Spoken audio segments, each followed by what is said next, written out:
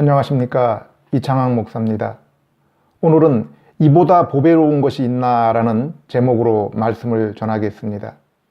우리는 전도서를 통해서 부귀와 영화를 누렸던 솔로몬 왕이 그가 이 모든 것을 경험한 후에 했던 고백을 들을 수가 있습니다. 그는 모든 것을 살펴본 후에 그가 눈에 보기 좋은 것을 다 이루어 보았다고 했습니다. 아름다운 성전과 궁전을 지었습니다.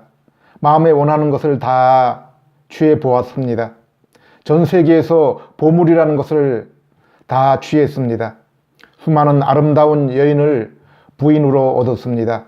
시와 자문을 포함한 수많은 책을 썼습니다. 가장 높은 왕자에 올라 다스리며 세계의 많은 나라가 그에게 와서 지혜를 얻었습니다.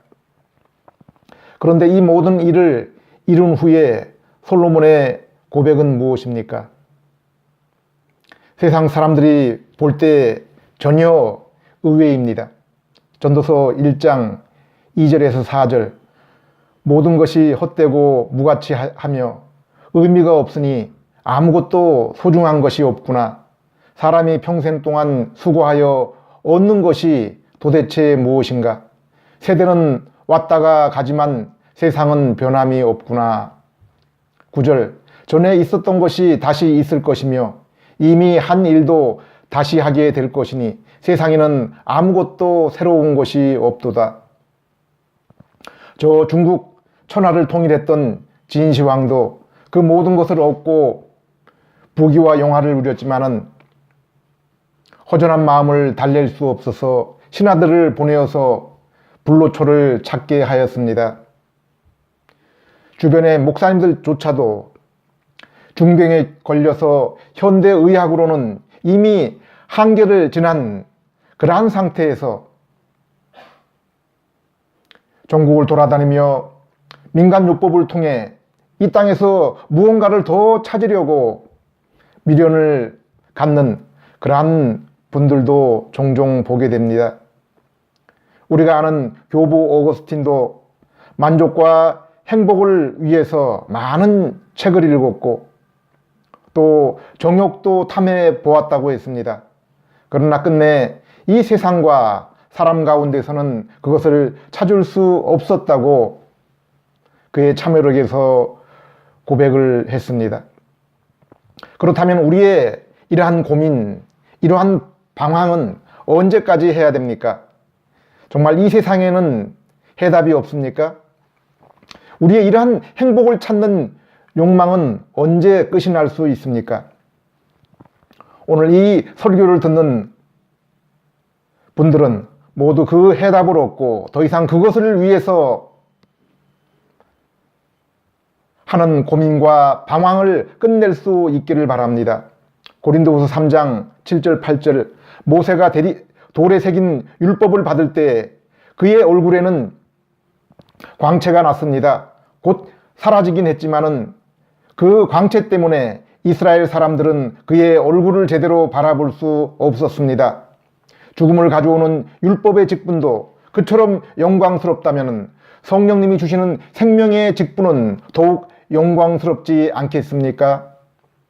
모세는 이스라엘 백성을 애굽에서 구원하여 이제 광야의 시내산에 도착했습니다. 그리고 십계명에 새긴 돌판을 받기 위해서 시내산 위로 올라가 하나님을 만납니다. 그리고 40일 후에 내려왔을 때 모세 얼굴에서 광채가 나서 사람들이 두려워서 모세 얼굴을 볼 수가 없었습니다. 그래서 수건으로 그의 얼굴을 가렸습니다. 바울은 모세가 율법을 받기 위해 시내산에서 하나님을 만났을 때 그 영광을 율법의 직분이라고 했습니다.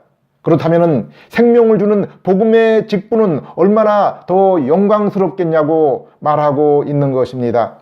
고린도후서 4장 9절에서 11절, 고린도후서 3장 9절에서 11절 사람을 죄인으로 만드는 직분이 영광스럽다면 사람을 의롭게 하는 직분은 더욱 영광스러운 것입니다. 이런 점에서 과거에 영광스러웠던 것이 이제는 그보다 더 나은 영광 때문에 영광이 되지 않습니다.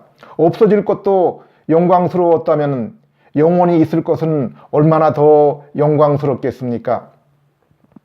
십계명과 율법은 한마디로 요약하면은 너희는 거룩하라입니다. 그런데 하나님을 떠나 죄 가운데 사는 우리가, 우리 안에 죄의 본성을 가진 우리가 어떻게 거룩하게 살 수 있습니까? 그러므로 이것은 하라, 저것은 하지 말라는 계명은 우리가 결코 지킬 수 없습니다. 우리는 그 율법을 대하면서 나는 이 율법을 지킬 수 없는 것으로 보아 죄인인 것이 확실하구나, 그것만 더욱 확신하게 되는 것입니다. 그래서 여기 율법은 죄인을 만드는 직분이라고 한 것입니다.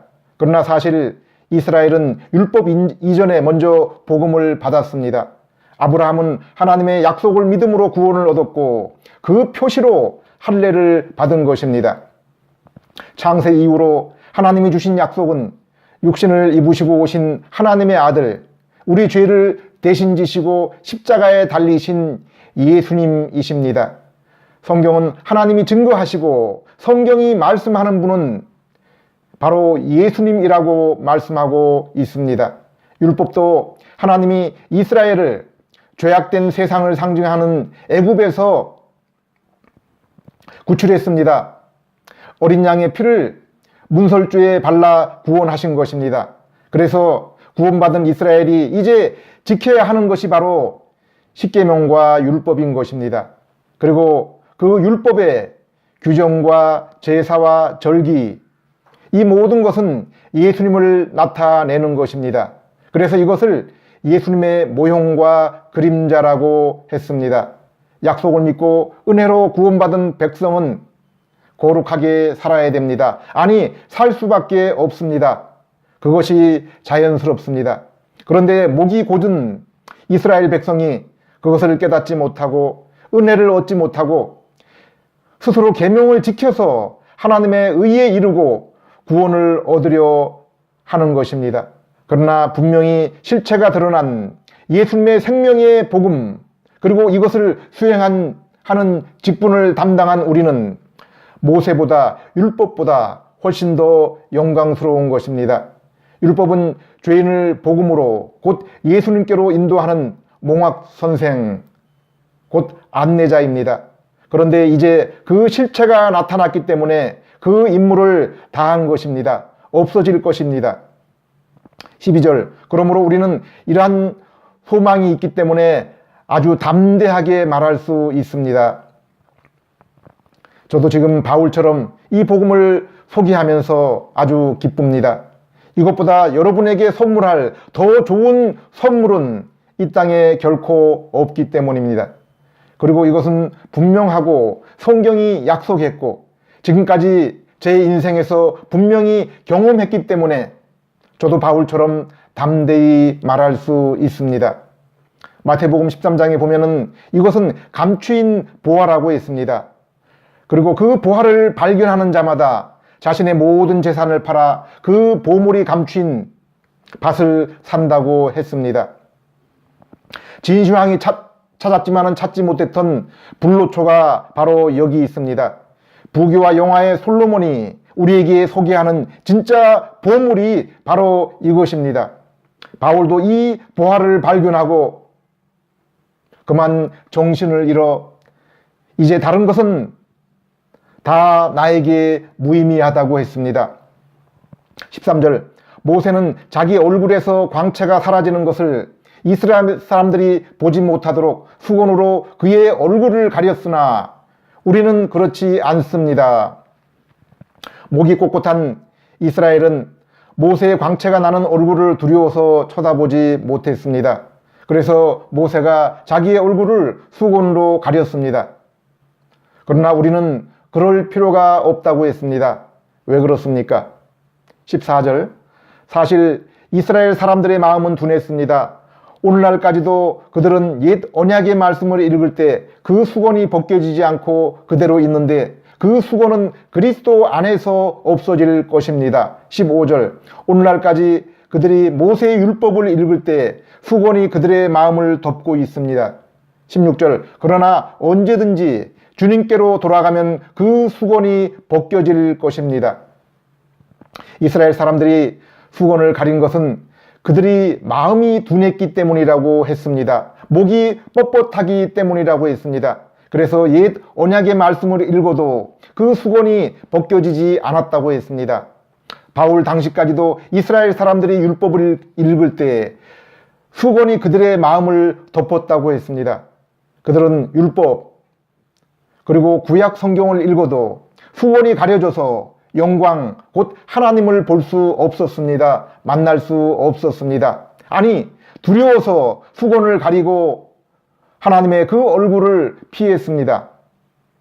아무도 죄인인 상태로 거룩하지 못한 상태로 하나님을 볼 수 없습니다. 만날 수 없습니다.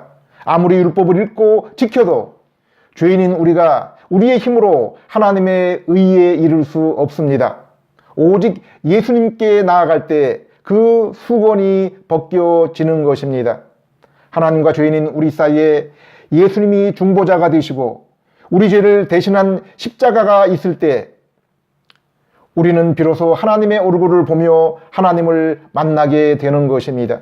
예수님이 우리를 위해 율법을 온전히 순종하시고 십자가에 달리셨을 때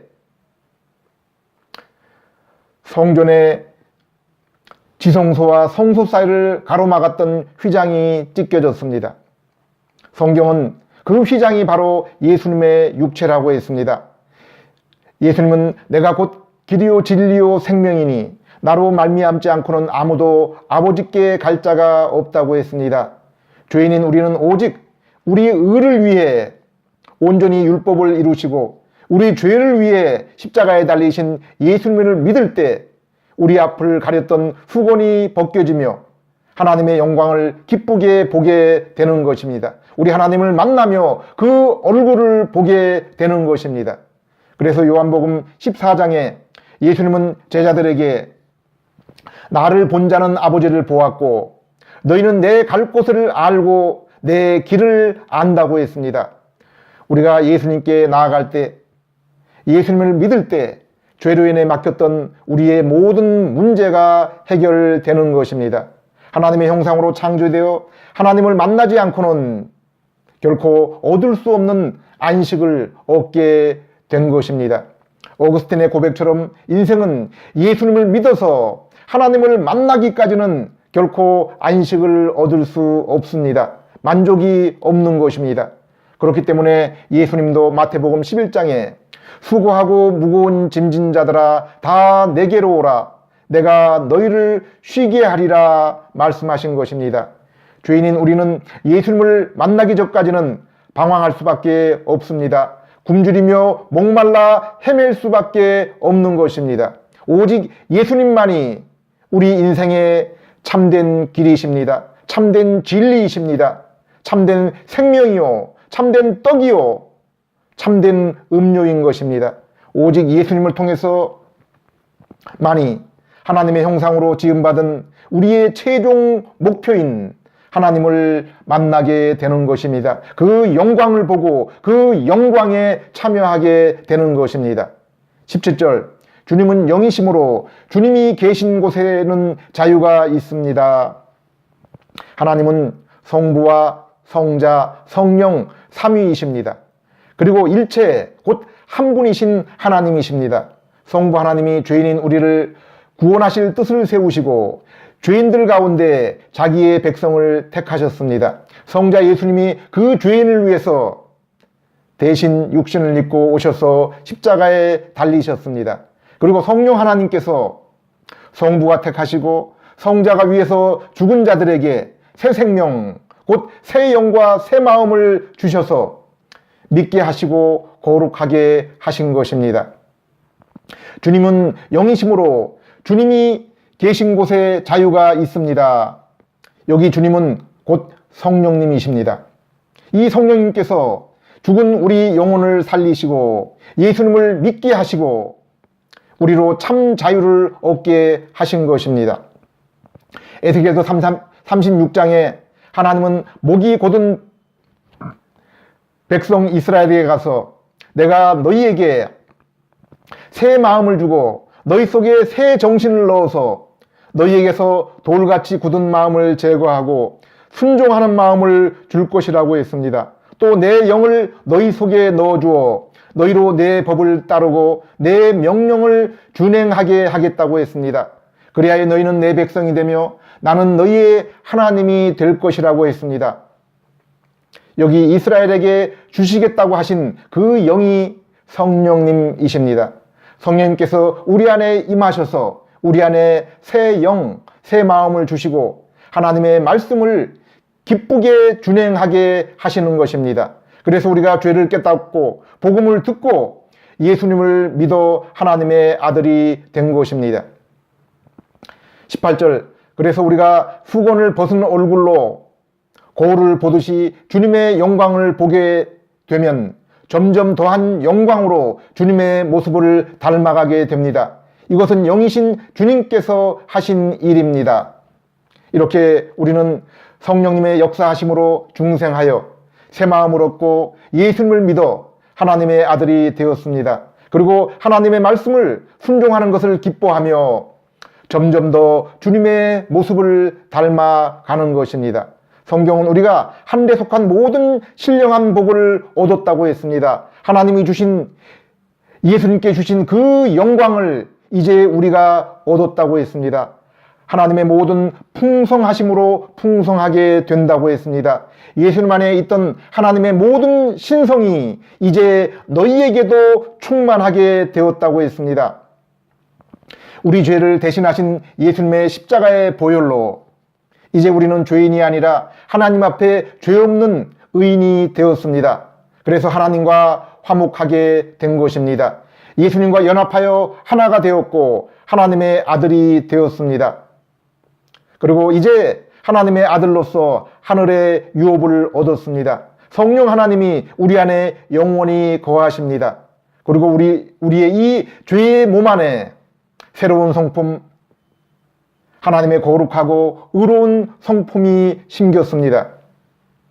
사랑하는 여러분, 우리가 오직 예수님을 믿음으로 죄와 사망과 마귀의 권세 아래 수고와 고통에 무거운 짐을 지고 버겁게 살던 우리가 이러한 신분과 권세와 상태로 변화된 것이 정말 믿어지십니까? 그러나 분명한 사실입니다. 제가 얘기한 것도 아니고 사람이 말한 것도 아니라 하나님이 말씀하시고 우리에게 약속하신 것입니다. 그리고 믿는 자들에게는 분명하게, 그리고 지금 일어나고 날마다 경험하는 것입니다. 모든 성도가 날마다 경험하는 하나님이 주신 기쁨과 능력입니다. 그러면서 오늘 말씀은 우리가 날마다 말씀을 통해서 주님을 알수록, 우리 주님을 닮을수록 점점 더 큰 영광에 이른다고 했습니다. 물론 이 영광은 우리가 주님을 보는 것입니다. 또한 그 영광은 우리의 모습을 통해서 나타나는 것입니다. 우리가 주님을 알고 사귀고 배울수록 우리의 기쁨과 놀라움은 더욱 커지며 우리를 통해서 주님의 영광은 더욱 온전하게 나타나는 것입니다. 창세기 4장에 셋과 그 후손이 그 당시에 그 악한 세상 가운데 성령님의 역사로 예수님을 믿고 수건이 벗겨져서 여호와의 이름을 부르며 예배를 드렸습니다. 에녹이 죄로 가득한 세상에서 하나님과 동행했습니다.